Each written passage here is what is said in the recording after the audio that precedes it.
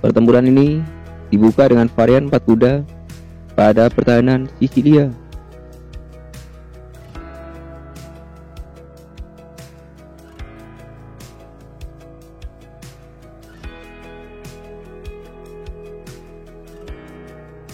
Permainan berlanjut dengan kuda makan kuda, pion B makan kuda, pion K5, kuda menghindar ke D5,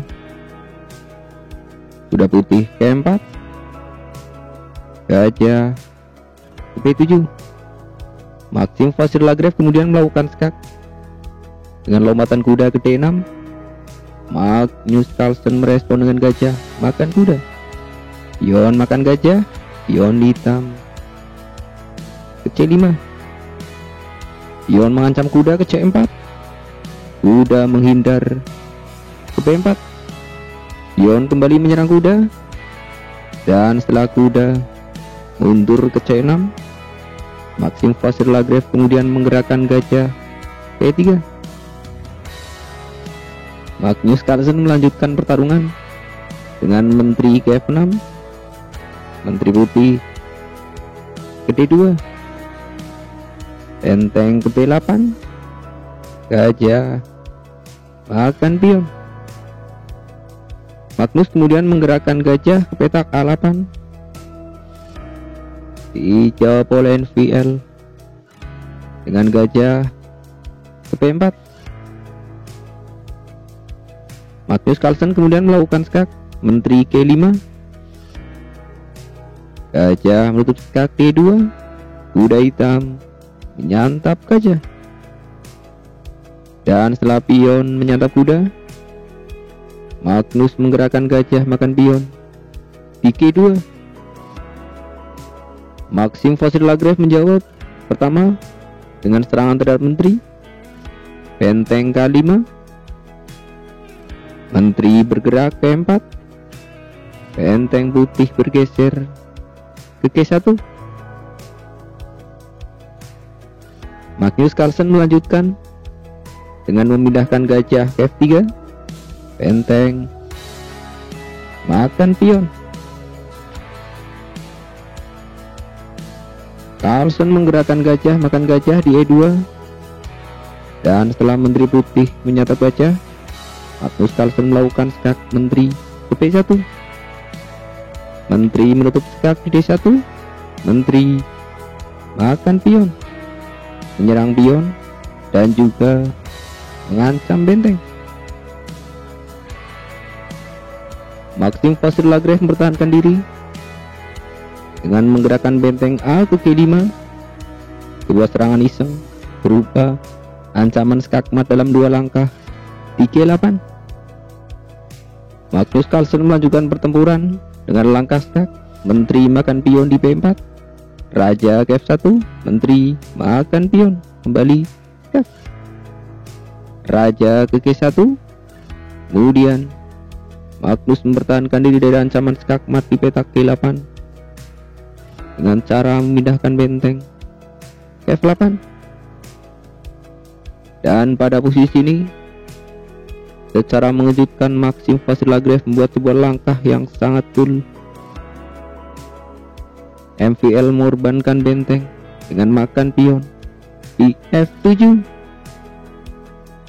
Apabila sekarang Magnus Carlsen menerima pengorbanan benteng, contohnya dengan benteng makan benteng, maka benteng putih melakukan skak ke K8. Mau gimana lagi?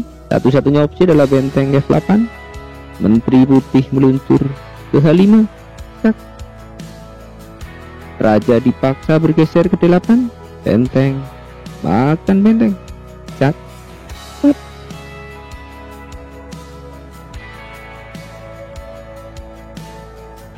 Atau bagaimana jika pada posisi ini Magnus menjawab dengan raja makan benteng akan berhadapan dengan manuver menteri ke H5, skak.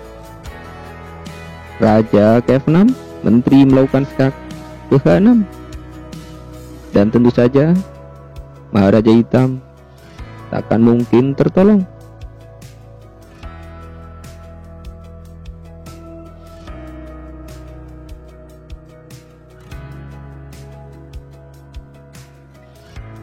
Maka dari itu, pada game aslinya, setelah benteng makan pion di F7 ini, Magnus Carlsen tidak mengambil benteng. Ia mempertahankan diri dengan langkah yang sangat cerdik, yaitu menteri ke E4. Dan sekarang terlihat jika Maxim Vasilagrev berada dalam masalah, karena pada posisi ini tak hanya benteng putih di petak F7 yang sedang diserang, tapi sekarang Magnus juga telah bersiap mendapatkan menteri dengan langkah benteng ke P1. Bagaimana jika pada posisi ini Maxim Vasilagrev melanjutkan serangan dengan langkah skak, benteng makan benteng di F8? Tentu raja makan benteng. Maharaja hitam tak hanya aman, bahagia dan sejahtera, namun pada posisi ini hitam juga jelas lebih baik.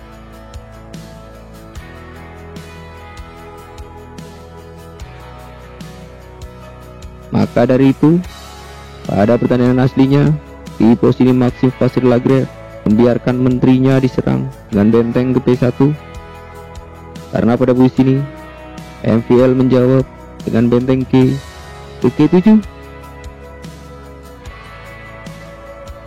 Bagaimana jika sekarang Magnus Carlsen tetap kekeh melanjutkan dengan menaruh benteng ke P1? Maka benteng putih melakukan skak G7. Raja ke D8, benteng makan pion, skak. Raja bergeser ke C8, benteng kembali melakukan skak ke C7. Dan setelah raja menghindar ke P8, benteng putih akan meluncur ke C1. Dan tentu putih jauh lebih unggul.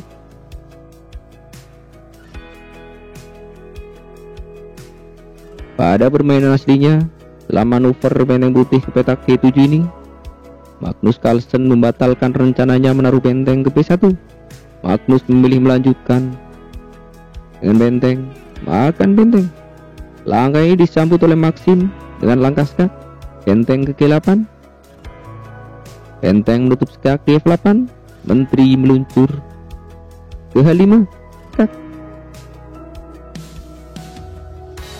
Dengan terpaksa, Magnus Carlsen menutup skak dengan mengorbankan menteri ke G6, tentu langsung disambut dengan benteng makan menteri. Pion makan benteng, menteri makan pion, skak. Dan sekarang satu menteri putih berhadapan dengan dua benteng dari hitam. Tentunya secara kekuatan kedua belah pihak masih relatif seimbang. Permainan berlanjut dengan langkah skak, menteri ke G5, raja ke C8, menteri ke C5, skak. Raja ke B7, menteri melakukan skak ke P5. Raja ke C8, menteri ke C4, skak. Raja kembali ke P7, menteri melakukan skak ke C7. Raja ke 6, menteri makan pion. Magnus Carlsen melanjutkan pertempuran dengan langkah benteng F ke D8, menteri makan pion. Raja hitam ke B6, menteri putih G7. Magnus Carlsen kemudian berusaha mempromosikan pion. Pertama dengan langkah pion K5. Maxim Vasilagrev merespon dengan langkah skak, menteri ke C7. Raja ke B4, raja putih ke F1. Magnus terus mendorong pion. Pion K4, raja K2. Pion hitam terus maju, raja ke D3. Magnus kemudian memberikan pelindungan bagi pion dengan benteng K8. MVL lalu melangkahkan raja ke D4. Pion hitam terus melaju satu petak menuju promosi. Langkah ini disambut oleh Maxim dengan langkah skak, menteri ke B7, Dan setelah raja dipaksa berpindah ke file A dengan pergi ke 4, Maxim langsung meletakkan menteri ke B2.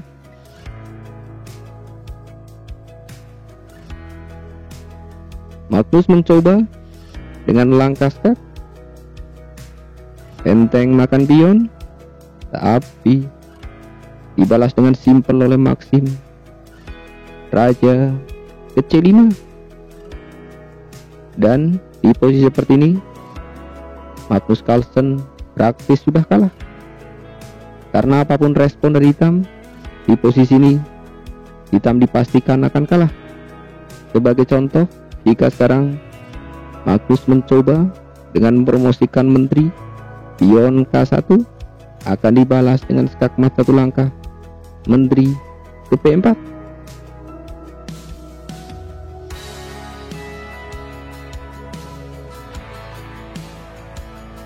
Menyadari jika dirinya sudah kalah, pada posisi ini Magnus Carlsen belum mau menyerah dan mencoba melanjutkan dengan menggerakkan benteng ke P6.